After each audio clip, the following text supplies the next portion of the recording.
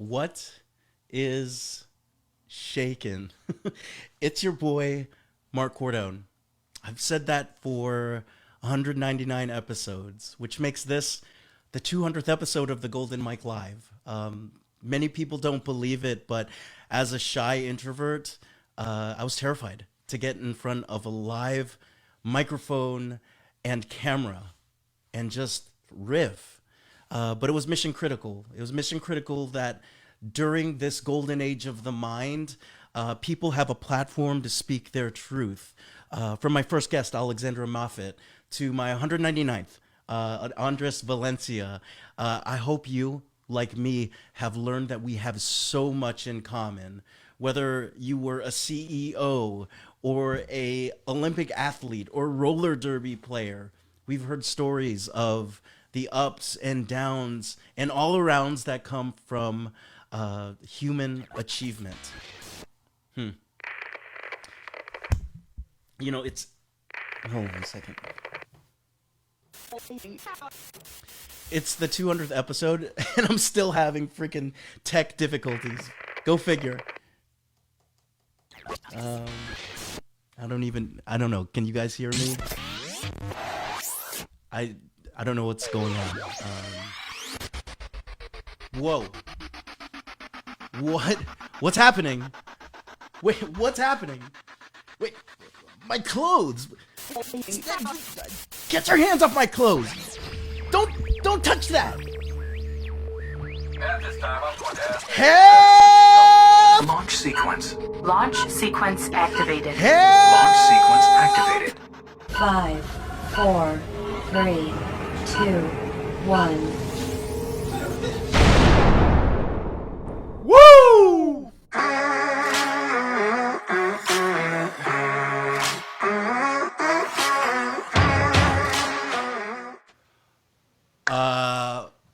What is going on? George, what have you done?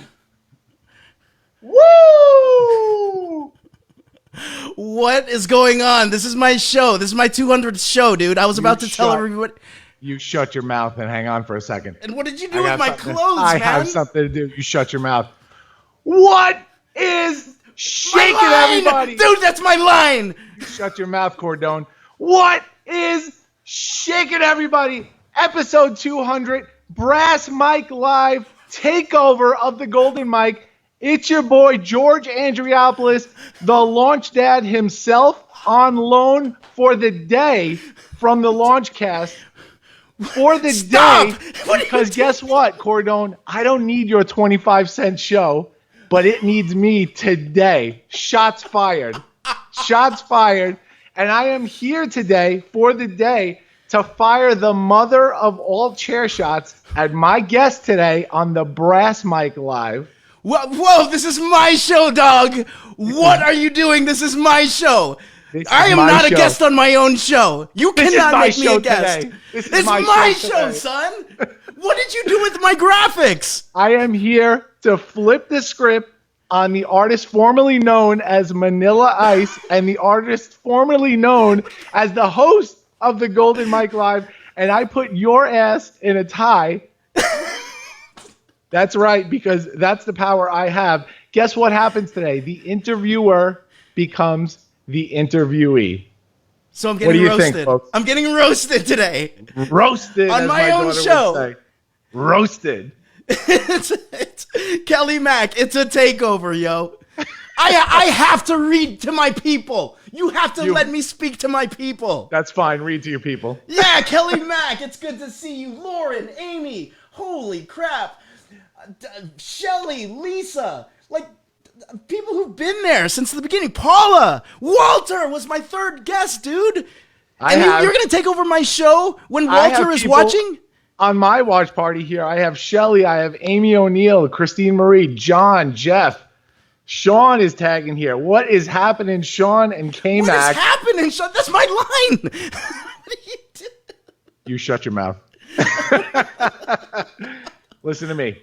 Before we jump in and it gets too serious, and it gets very Mark and George in this room. I want to get serious for a moment. We have a lot to cover. But I want to just say how much I appreciate you trusting me today with the golden mic. This is a very special episode, guys. This is episode 200. This man has accomplished a lot. 200 episodes, helping so many people with the joy revolution, with this positive psychology. Incredible. So we're all giving you a virtual round of applause right now. And that's it. Back to heel mode right now. But first, can I tell you real quick a serious story? For real. So no, this is serious. No. This is totally serious. So you've helped me become a more introspective person than I already have become in the last few years. And so I thought of a really, really cool situation that happened to me a long time ago. So have you ever received a piece of advice from somebody and it's sort of like it doesn't make sense at the moment, but then later on, whether it's months, years, days down the road, it just like it clicks, right? Has that ever happened to you? I've totally have that happened, but it never clicks for me. It just it just happens. I never have the click moment. So I was on vacation years ago in Greece, right? This is a really cool story. So I was on vacation years ago in Greece, and I visited this island, and there's a monastery on this island called, in Greek, it's Andriopoulos, right? It's a really, really ancient monastery, very well known in the Greek community. And so in visiting, it's a really somber place, and I was speaking to a monk there, and we had just an awesome conversation about life and growth, and I was going through a lot of stuff at the time. And so he said something to me in Greek, which was it's so profound to me today, but I didn't really know what to do with it at the time. So I'm going to tell you what he said. I'm going to say it in Greek first because it's sort of, I just need to, and then I'll sort of translate for you. So he said to me, «Μια μέρα θα φτάσεις στο 200. Και ξέρεις γιατί θα το φτάσεις? Γιατί δεν μπορείς να με ακυρώσεις». Right? So what that means is, he said, one day you will reach 200. And I had no idea what that meant. I'm like, what do you mean, 200 years old? You know? You're now, lying, dude. Listen to me. I'm not lying to you. I'm telling you. I'm not lying to you. Wow. He said to me, one day you will reach 200. And then he said, and this is the mic drop, he said, and do you know why? Because you can't cancel me! You can't cancel me! Because it's my goddamn show! Hoppa! Dude, this is all trademarked and copyright. We've got Joy Revolution Events Legal coming after your ass right now, George. There's one rule for you today. No catch phrases today for you. They're all mine, brother. All mine. Downs. I gotta do it. Ladies and gentlemen. Take me out of this tie, dude. No. You stay in there. Ladies and gentlemen, my guest today on the Brass Mic Live, Mr. Marc Cordon, who's here to talk about so much stuff. But before we get in, we have a little call to action that we want to share with people, and then we'll touch on it later. So I'll let Marc just jump into that. Yeah, it's a big one. We've been working on the Joy Revolution for a while. JoyRevolution.events. JoyRevolution.events. We are starting some live workshops. I cannot wait for you to see our first Pajama Jammy Jam. It's going down the 28th. If you go to JoyRevolution.events, it will talk about it. I mean, we're going to start planning our revolutions. We're going to start having a decision matrix. But more than that, let's just get back to the damn show, dude. Let's do it. Let's just get this over with. So for those of you that are joining us today that do not know our guest, Marc Cordon, Marc Cordon is a positive psychologist, coach, co-founder of the Joy Revolution, author of the book Beyond Resilient, The Coach's Guide to Ecstatic Growth. He has appeared on national television, radio shows. He has delivered 2 TEDx talks, one right here, TEDx Farmingdale, 2 TEDx talks, TEDx Farmingdale, TEDx Ocala. Unbelievable talks on positive psychology and social justice. Marc has served as the Associate Director of Health Promotion and of Multicultural Programs and Services at Emory University. And blah, blah, blah. There's so much more. I can't even list everything. I'm a speaker who dares, too. You are a speaker who dares, and we're going to honor that today. And we honored it in my little NWO takeover video. Oh, my God. It's a beautiful video. Yeah, man. So, Marc, I am lucky enough today. I am so lucky to ask you two very important questions. And as the good friend of a positive psychologist, it makes me so joyful to ask you this. Marc, how happy are you today, and how much are you living in your purpose? Oh my God, I hate to love you and love to hate you, but I must say that something's going on because I'm feeling hella happy today. In terms of purpose, it's an expanding universe for me. It started off as a very small thing, with me wanting to do some social justice work a couple years ago, and it's just continuing to grow and grow and grow. It breaks the scale. And so if anyone feels that, hit the heart. Oh, you son of a bitch. Don't you dare. Don't you dare. I will shut you down. I will put you in a burqa.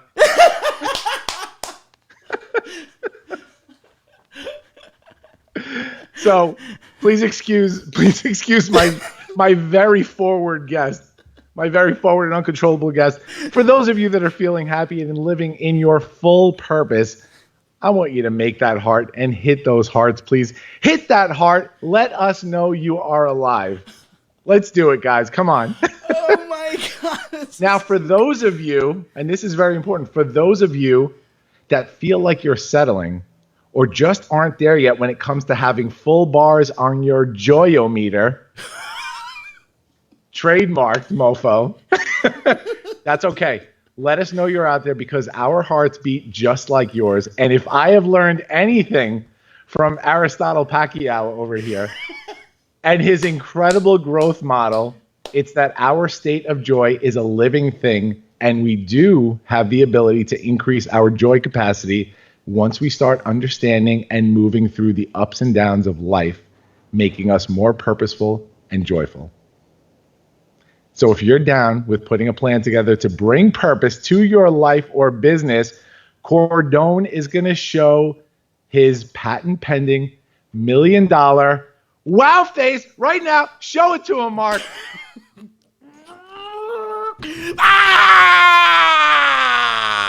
Hit those wow faces, guys. Hit those wow faces. Let me see those wow faces before we really dive in here. Please hit them, guys. I don't want to make that wow face ever again. All right, Marc.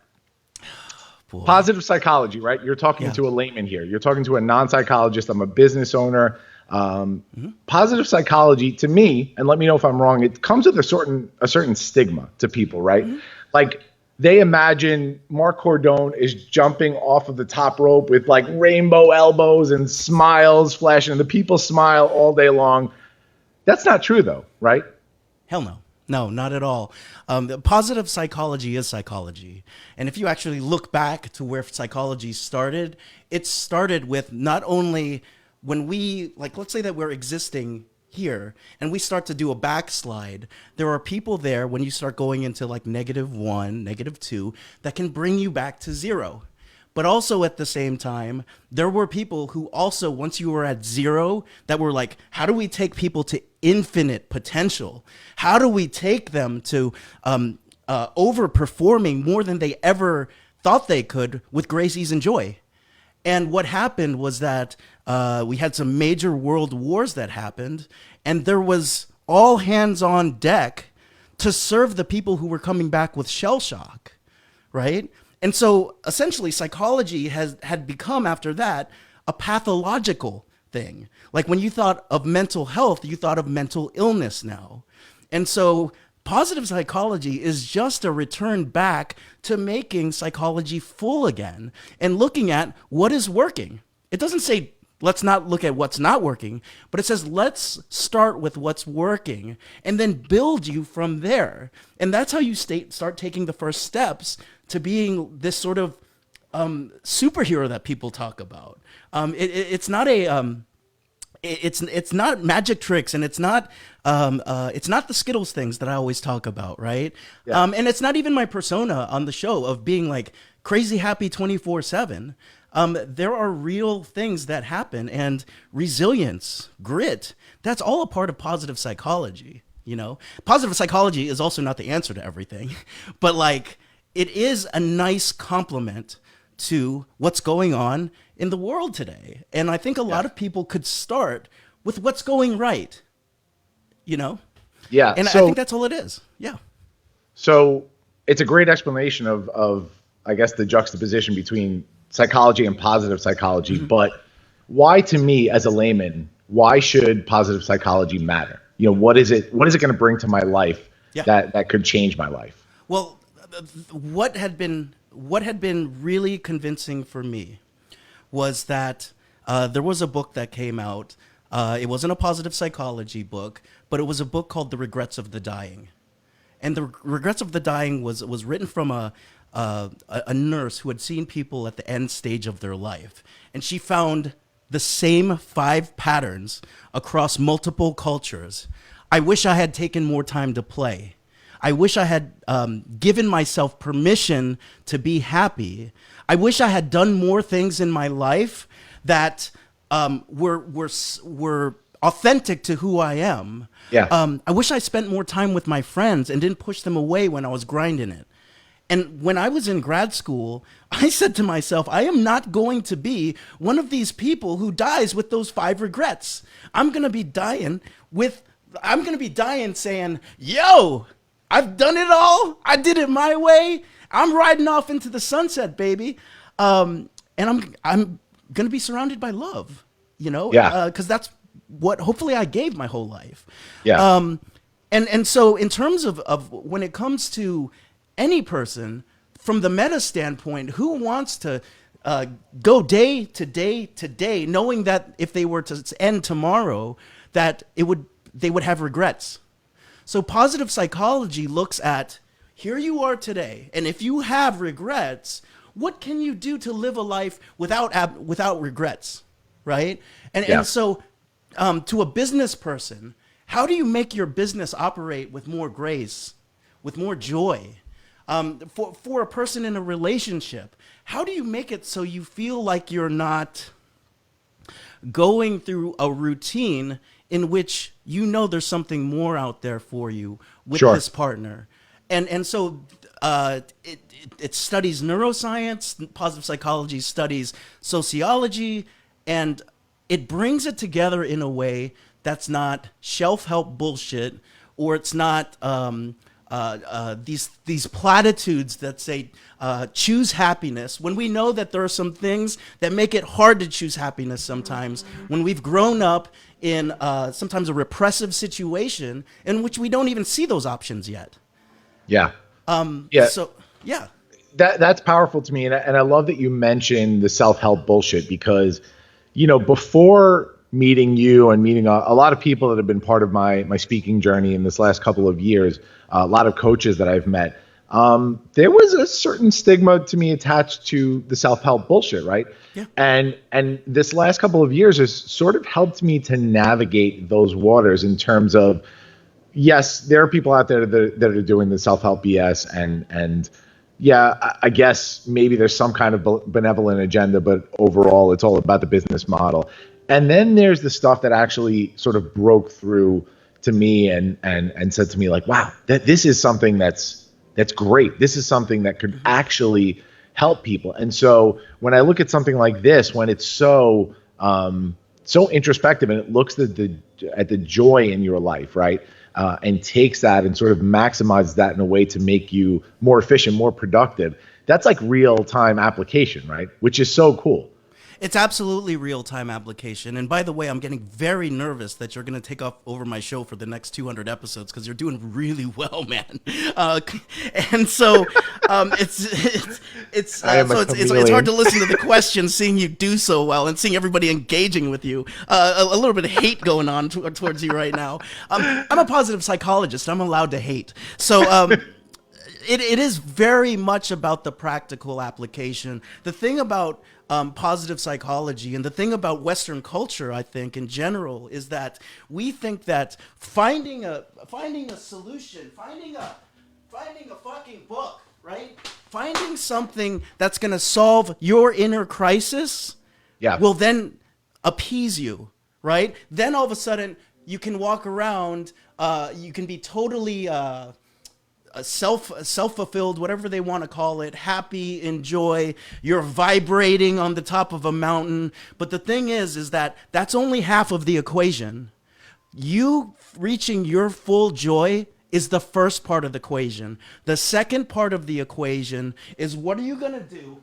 Even if you read a great book, this should have been Beyond Resilient that I picked, but even if you read a great book, what are you going to do to go back to your community and improve the well-being, improve the quality of life, and improve the joy of others?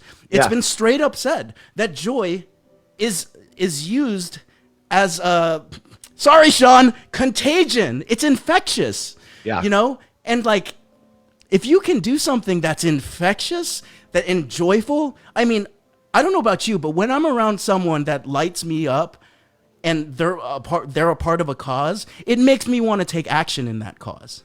Yeah. Well, let's talk to people right now. I want to get into your cause, right, which is so important. But I want to sort of show people that this contagion, this infectious joy, this is a real thing, because what's happening right now between you and I mean, this is a gimmick. It's a shtick that we're doing to kind of liven up the idea of episode 200 and talk to people about you, right? And I love this. It was going to be dry without you, right? Sure. Your 25-cent show is now a 30-cent show, my friend. Yes, son.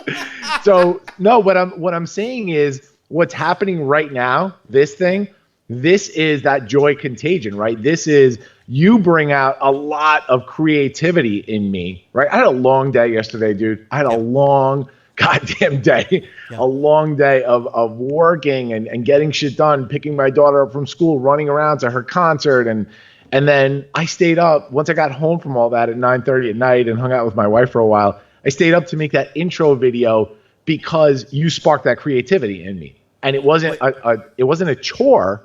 It was joyful. Like, I was getting joy out of doing that. And so I know that you and I have that kind of relationship, and people need to understand that, you know, when you bring out that joy, it can totally change the way you operate, right? We're getting called out for a bromance right now. K-Max is hard flex with the green. Goosebumps. Oh, K-Mac wants to talk about the pajama jam. Mark will talk about that later. Yes, the jammy jams. Love the bromance. So let's talk about your purpose, right? The joy revolution, dude. This thing just popped up out of nowhere and took over shit and started changing lives. So I guess the first question is really, what is the joy revolution? Yeah, it's very easily, the concept comes from the fact that the premise of, it's not enough to just do the self-work. It's self-work plus serving the community. So when you actually think about your joy revolution, it's what lights you up and what is it that you want to see changed about society. You can be in joy and still be seeing things that can be changed in society. It's not that you're in joy and you're walking around and not identifying issues, right? Or you can be in joy and take control of your business again and not have it controlling you, and get a good night's rest. Spend time with your relatives. And what happened with the Joy Revolution, I was doing another program at the time called Make Money Coaching. And it's a great program, and yet I became so immersed in it that the business ran me, and it was a metaphor for life. Like life was happening to me, and then boom, damn it, Cordon, life is supposed to happen for me, not to me. And so the Joy Revolution right now in this phase is at an amazing stage of serving people who have this inner sense of joy that they want to grow and turn into like fire, and then take that fire and then just burn forests down. And not in a destructive way, but in a way in which it's just contagious, right? Yeah. A movement looks different for every person. A movement can be wanting to spread joy to an inner city community. A movement can be bringing together a group of people who are mourning the loss of their spouse and still using joy to propel that movement and honor the ones that they loved and honor the people around them and not get stuck in the idea of being a widow. Yeah. A joy revolution can be a business that not only serves clients to improve their business, but it increases their leadership in the home and in the community. Joy revolutions to every person look different. Shelley, I see you down there. I know your joy revolution is to take mindfulness and blow it out of the water so that like we don't feel like we're walking around with sticks up our asses, always having to be like this with mindfulness. She's the rock and roll mindfulness person. Yeah. And so everyone's got a joy revolution, but you first need to tap on what on the inside lights you up and then start taking marching orders towards it. Because then people naturally want to gravitate towards the revolution. Yeah. It started off it seems like it started off very fast, but this baby has been incubating for a while, and you can see it exploding out of me because I've been storing it up. I taught positive psychology and happiness and flourishing mini courses at the college I used to work for. We even got it to the point where it almost became a minor, and it was going through accreditation. That's crazy. Right? And crazy. So the thing is, if you can make that kind of change in sometimes slow-moving organizations like higher education, which is a lot of tape to go through, Yeah. you can make it as an entrepreneur or somebody who wants to just put their feet on the ground and say, I'm ready to walk, because there's no tape involved with that. And that's what I loved about my life after this life of serving in an educational capacity, was there was no more red tape. I didn't have to ask for permission. I could be a part of the change and not get approval of things. And I also had a really nice background in education. So it was amazing. It was amazing. I love that. So that's the meta. I don't know if this is the place to get into the weeds, but that's really what the core course is about. And I had the opportunity to present it a few iterations ago, and even for me, half of it was showing up on the golden mic, and the other half was working through these ideas of my own with positive psychology. Next thing I know, I'm on a Speakers Who Dare stage, daring people to start their joy revolution. Next thing I know, I'm in Farmingdale talking about the little model that I was doing in my beta. Next thing I'm Ocala, and it's, you know what? I'm damn proud of it. I don't have,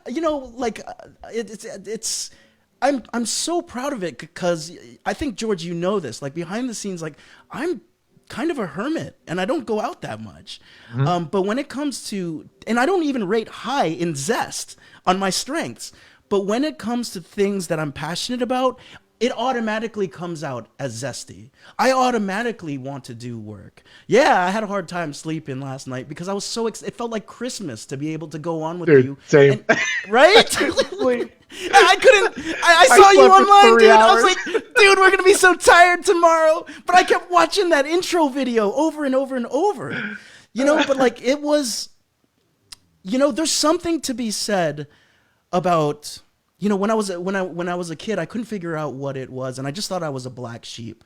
And I realized it was just a little bit out of alignment. Sure. I thought I wanted to be Michael Jackson and join a band at one point. But you know what? I still am. I still am like a front man for a band. I still get to be that rock star. And also at the same time, the audience is the golden mic. The audience is the joy revolution. And we get to, when you go to a good concert and you feel that bass hit and it's your favorite song and everyone collectively has this effervescence and they're doing this, nothing can go wrong after that. Nothing. That's a moment in your life you'll always want to be in that kind of flow towards. So why don't we just create more opportunities for that? Yeah, I love that, man. Guys, episode 200 of the Golden Mike Live. This is the Brass Mike Live takeover, and we are talking to the man himself, the roller derby legend, Manila Ice, Marc Cordon. You calm down over there. I see you playing with that hair. There he is. This man should always be wearing a helmet, by the way. Vanilla Ice, baby.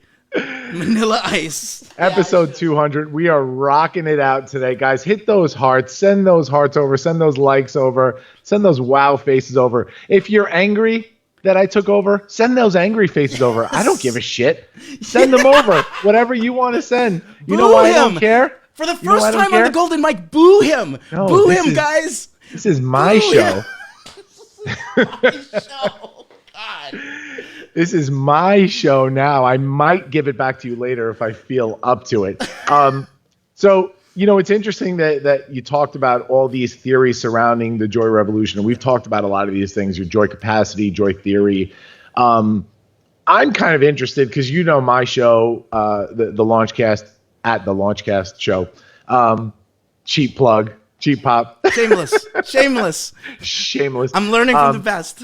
On my show how I love to dive deep into the crux of leadership and really get that whole chronological story, the entire anthology of a person. You and I will do that on the Launchcast one day. This isn't the time for that, but I think it's important to ask you. So you talked about leaving academia. Not that you left academia. You left your college position and you're here now doing this. Let's speak the truth. I didn't leave. I was pushed from the nest. Oh, okay. Yeah. All right. Yeah. All right. So talk about, I'd love to know the road that led to the joy revolution. How did that happen? What are the series of events that, the major bullets here that made that happen? Wow. So, this is maybe not the time, but absolutely I'm happy to talk about it in short form. So the joy that led the road that led to the joy revolution was paved in sadness and depression. Yeah. And anxiety, right? And people pleasing.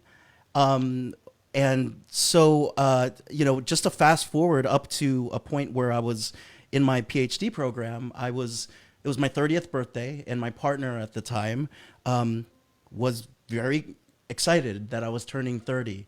I had a paper the next day, and I told her to go out and celebrate, and take out my friends but I had this paper. I had to have it done.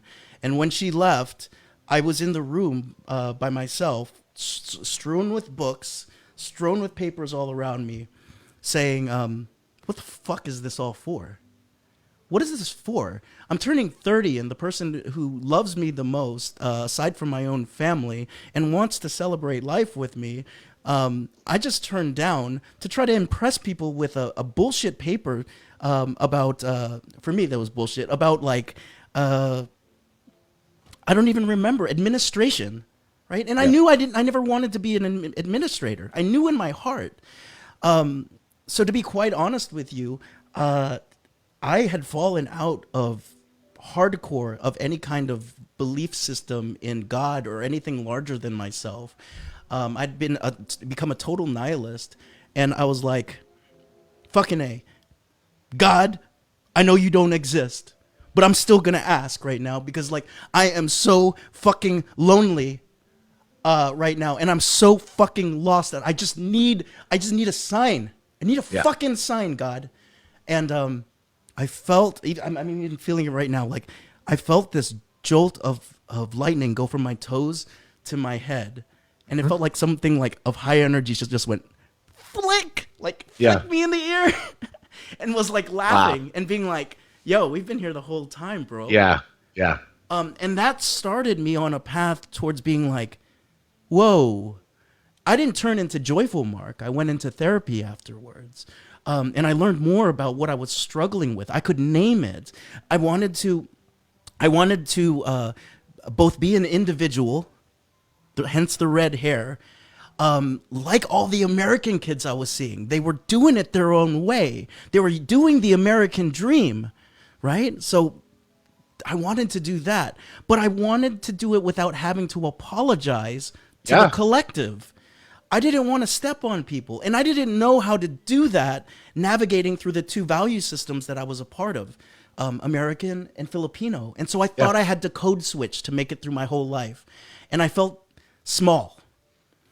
And after continual therapy, actually I said this in a speakers in Speakers Who Dare, I was sitting in my office and a student came in, and I was the associate director of multicultural programs at the time, and very much the militant guy who said, we have to fight the power, baby. We have to shut them down. Student came into my office and said, Mark, I found the solution. And I was like, dude, give it to me. And it was Corey Keyes' class on happiness. And I was like, what? But the stuff was based in neuroscience and sociology. So it appealed to my heady part. And it started pushing me into some heart spaces, into some gut spaces, where I felt like to truly be that that whole rock star that I wanted to be, whether it be in a band or in education, I needed to look at my head, my heart, and my gut. And that's when things started opening up. And it started to change my mind towards, rather than us versus them, we can sit down and have controversy with civility. And that's been one of my pillars ever since. I love that. And so, long story short, that was it. I said, hey, God, what's up? And he zapped me. I love that. I love that. I love that. Mark, we have to pay some engagement bills here, which means we have to acknowledge some of my audience right now. Engagement bills. Yeah, some engagement bills. Shelly Brown lighting up the switchboard here. We don't change for ourselves. That's right. Oh, man. Paula says, Mark, you can't not be sharing this. Paula, that is a double negative, but we will take it. We'll take it, girl. We will Send me not some hearts take for that. it, Paula. I'm going to change my like to a heart on that one. Wowza. Paula, love the mullet attire. Business on the top, party on the bottom. Guess what? Show them the real bottom. No shoes.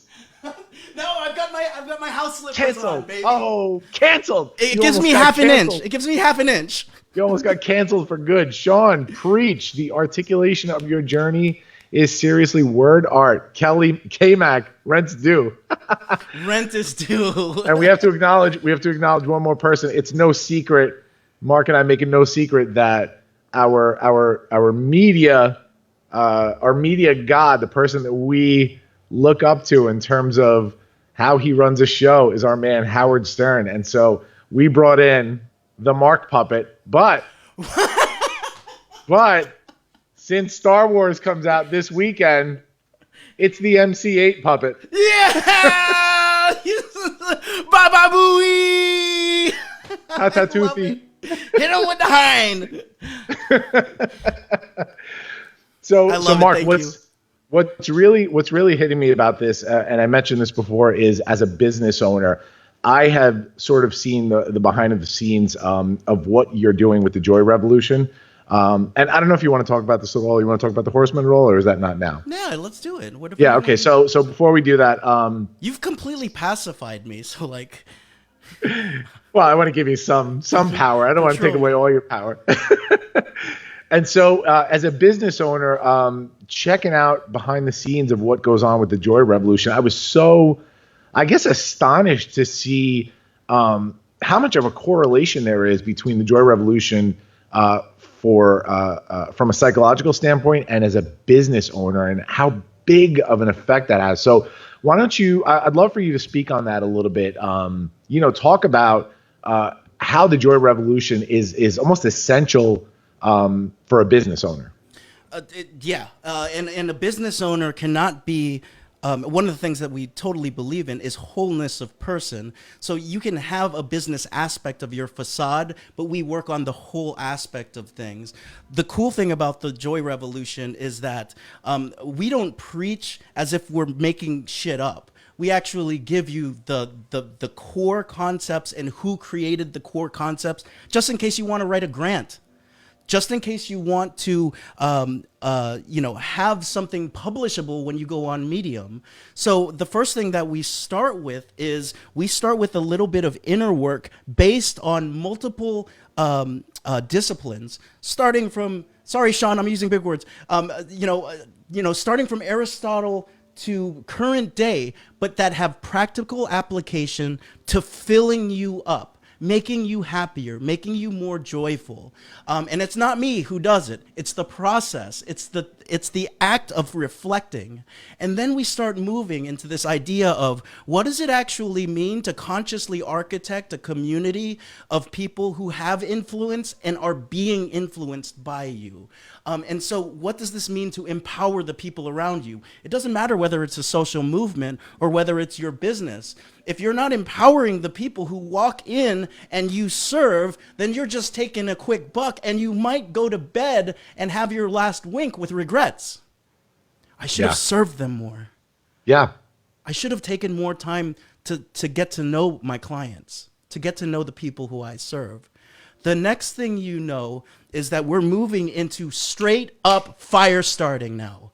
How do you actually do and create plans that are authentic to yourself, follow those marching orders, and lead with compassion and joy, and just fill up the room like frickin' a Filipino lead singer of Journey, baby, filling up a stadium. And I love it. And that's really the three core components: inner work, understanding the social components of things, fire starting, and then afterwards, once you're ready, we also have folks like George, if it's cool, that is well aware of the TEDx process, who will help you walk and walk your talk your walk, basically. After you've had your joy revolution, how do you take that to stage? How do you make the invisible visible? Yeah. We also have people in terms of writers, writing coaches. How do you go and turn this into the first chapter of your book so that people will say, finally, Sean Robin, that's Paula, Paula, finally, you've written something and I do not feel alone anymore. That's all the Joy Revolution is. Yeah. And so one of the things that's been amazing about it is that we've had folks from new coaches, we've had shaman, yogis, we've had marketers, and some of the people are people that you would recognize if you went into Walmart and looked at the DVD section.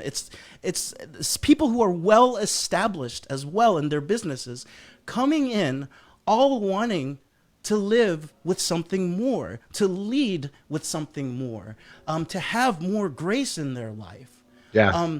All of this stuff that we sometimes do in business is a fucking facade.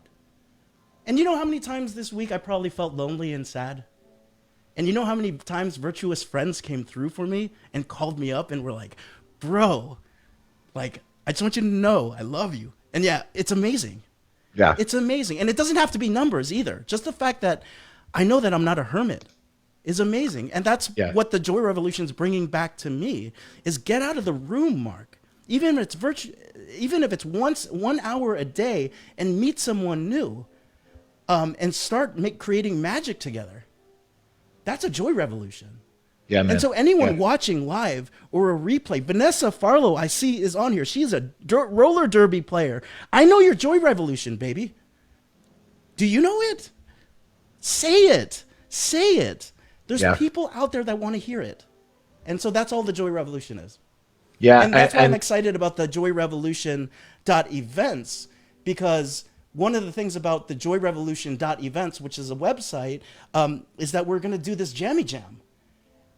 We don't have to be all stuffy and wearing ties like you made me wear today. I'm gonna have my jammies with that with those, you know, the holes back here in the bottom, right? And we're me, Sean, you, Kelly, we're all gonna be talking about, number one, what your revolution starts here and spirals out.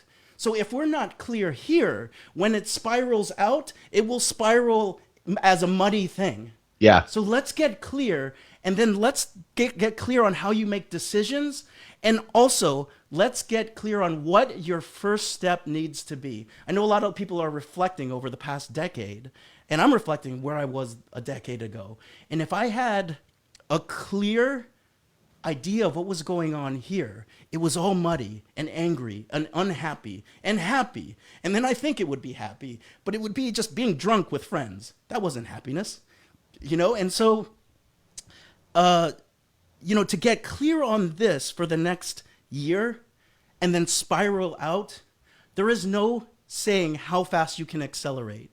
I did not know that over the course of a year that I would have had the opportunities to speak at more than one TEDx and speakers who dare at the same time. If you told me that a year ago, I would shit my pants in nervousness and anxiety. Yeah.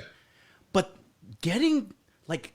calling in the people, having people notice what your golden shadow is. This is all the bright spots of you that you can't see about yourself is a big deal. And that's why I think the Joy Revolution events Jammy Jam is going to be freaking awesome, because we're not going to have the pressure of showing up and being stuffy. Let's take off the persona and let's work on our jam in our jams, right? So that speaks to me a lot, again, as a business owner, because I sort of went through that this year. Even though I feel like I've sort of figured my shit out over the last few years, you still get there's ebbs and flows to life. And so this year, in the second half of the year, I had some very stressful times. My dad got a little bit sick, and I was putting together this huge TEDx that I was organizing and executive producing, and just a lot of stuff going on. And so that feeling, that overwhelming feeling where I was just buried and I was in the weeds, it affected my business tremendously this summer, right? To the point where we didn't have the usual growth that we've had for the past 7 years, which was different for us. And so when I sort of refocused, and I want you to know you were a part of this, man, because you spoke at TEDx Farmingdale and all of the speakers there, but you as a friend too, just helping me sort of refocus. Yeah, man. We had some private conversations about some personal stuff that was happening with me as well, besides all that.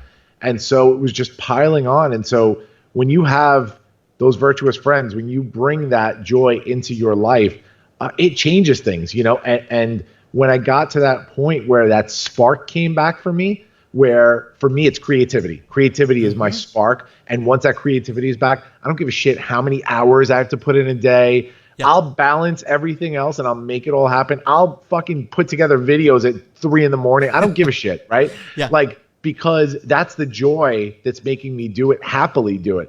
And so it's important for business owners to understand how helpful this mindset is. And actually, Paula had said something in the feed which was super interesting. She said it brings so much credibility when the science is brought in. So something that we've sort of discovered recently for me is that I don't want to call myself an academic. I loved going through school and everything, but I was never on a master's track and a PhD track and everything. And so that bridge between academia and real life, there's really something to it.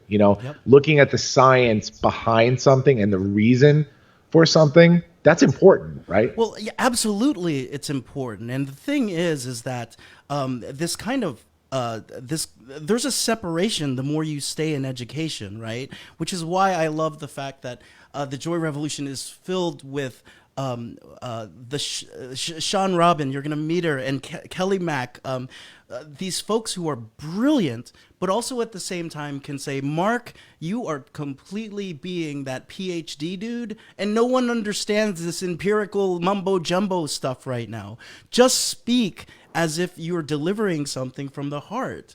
And then all of a sudden, all that wanting to impress people with all the knowledge that I have stored up here and wasted my 30th birthdays, not wasted, but tried to do on my 30th birthday, I get to use now.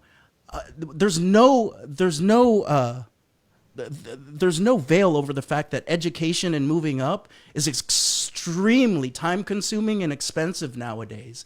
I've had the privilege of going pretty far in my career with my education, and now I can deliver that. I can deliver that to people who can use it and don't have to necessarily get the certificate or get the PhD that hangs on their wall, and they're like, I never wanted that PhD. I just wanted something for my praxis, and I still want to be a rock star like when I was a kid. Yeah. Right? And so it is something that it is something that is empowering still. But also at the same time, we have to acknowledge what's going on with science. Science is showing that our brains, and I was a neuroscience major. I don't know why I said that, but our brains are packed with neurons up here. But they're also finding out that neurons also extend down and wrap around your heart. And they go further down and wrap around your stomach or the gut area, which means when something is coming up and you're getting these heebie-jeebies that you can't describe, and you're like, I don't know why I'm connecting with this person, but my gut is saying that all things are go. I don't know why I'm being pulled to this particular city, but something's telling me to go there. I'm feeling right now that my heart is exploding. That can be related to science and woo. And so, the fact that this can be, these neurons can be built up so that your heart actually, you can trust your heart more and you can trust your gut and get out of your freaking head. That's the brilliance of joy and the revolution, is that it's not just leading with the mind. It's leading with the mind, the heart, and the gut. And you don't forget about people when you're leading with the gut and the heart. You don't forget about yourself. You get some sleep. You take care of yourself. And you fucking rock out with your cock out when it comes to the revolution. Love it. Love it. Does that help? I want to say we've mentioned the link out there, the joyrevolution.events, right? Yep.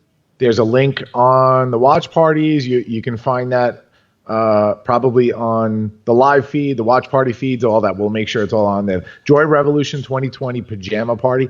Guys, check that out. I want to do something right now, and you know what this means. You've said it all.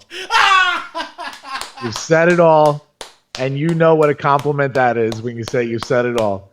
I'm going to say you said it all, and I saw your movie, and you know what that means. You son of a bitch. All right, Mark, you That's said awesome. it all, and now it's that time of the show for something that I like to call a visioning exercise. And since my people invented psychology and pretty much everything else, I'm going to take credit for inventing visioning exercises. Your people may have invented it, but I'm the only Greek god in here, son. I'm taking that joke back from yesterday. Before we get to that, I think it's only right, since we're going to close the show soon, that we switch back to the golden mic overlays. Do you have those for episode 200? You never made them? I'm home. I'm still hosting, but you can switch back your overlays. Oh, come on, dog.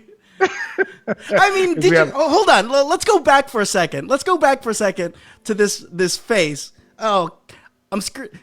I want to show what George.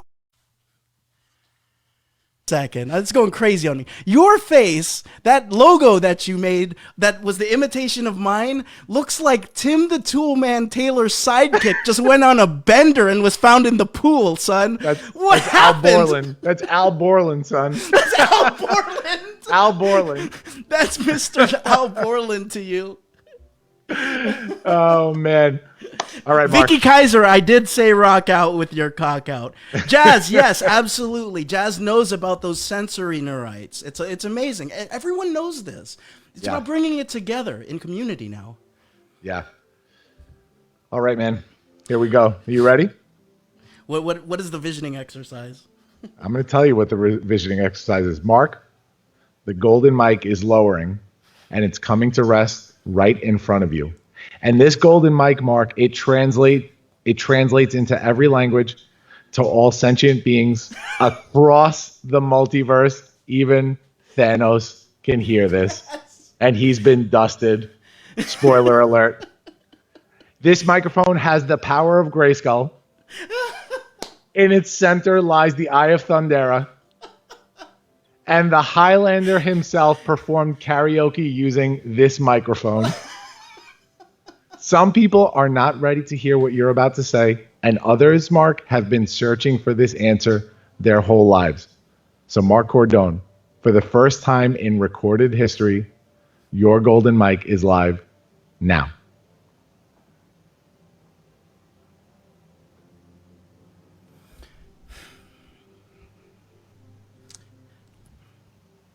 When work starts to blur with play, when it feels like you're not white knuckling anymore, and when it feels like you're getting more from your work than you're actually contributing, and you're contributing full out, that's something very special to be examined. That's the core of a joy revolution.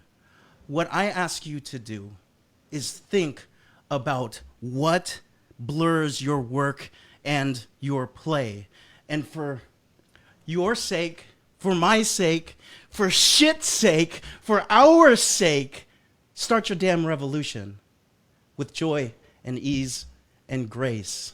And yes, I've got the golden mic, so I want to invite you to joyrevolution.events. We keep the party going at joyrevolution.events. Love it. George. That was incredible. That was incredible. So incredible that I think you blew the goddamn golden mic out. So what I want you to do is I want you to take that golden mic in your hand. I want you to shine it up real nice. Keep shining. You know what comes next? Do you know it? And Do you want to tell me? and I want you to do it. I want you to tell me. And shove it up your... This ain't sing along with the champ. Muscles Marinara says it by himself. Shine it up real nice and smash that mic into pieces. Smash it. Smash it. Smash it.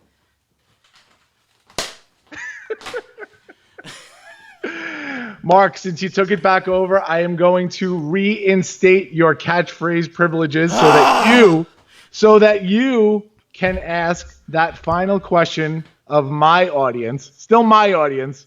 Take that tie, take that goddamn tie off. You look horrible, and take those glasses off. Mess that hair up.